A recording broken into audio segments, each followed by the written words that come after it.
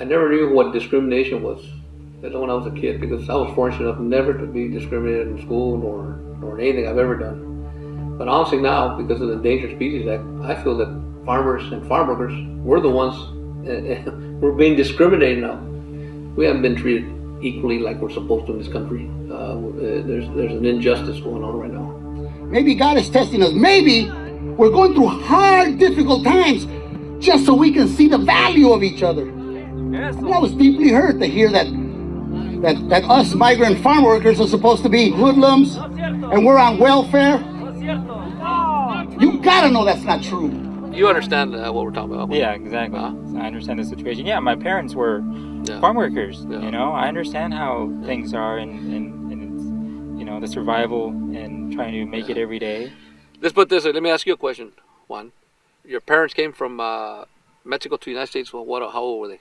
My dad was 19 years old. And your mother was from Mexico too? We came actually 5 years later. Yeah, my dad came first. All right. And then he was. And your father worked out in the fields, driving tractor, irrigating. Have they been able to buy a house here? Do they have a home here? Yeah. Okay. But home. Well, so now that's an American dream. Yes, he's gotten better. To buy a home, it's an American dream. Mm-hmm. Because when I was a kid, my father said, "Hey, he says, we're not ever going to own a home, but man, if we just own a car, man, you own a car, that's an accomplishment." Yeah. Now, if you can buy a house, that's even better, man. Mm-hmm. Now, the next step would be, my father said, "Look, I might not have had the same opportunities as I had some opportunity, but not like you guys have more opportunity. Every generation has to better itself." Mm-hmm.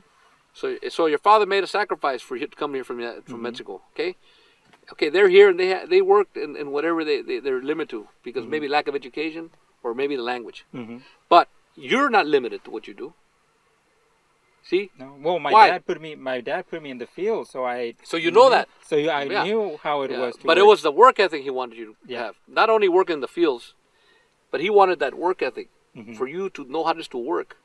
Now, if your father had been in construction, he would have probably put you in construction to get you that work ethic, because the work ethic has got to be taught to young kids. Mm-hmm. Yeah.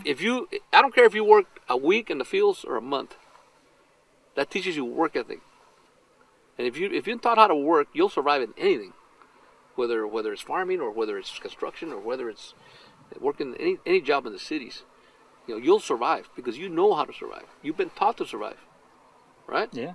Okay, now look at the opportunity your kids will have now. If you do your job and you're a good man and you're a professional, what you do, and you get reputation, they're gonna have as much or more opportunity than yourself, because you're leading the way for them.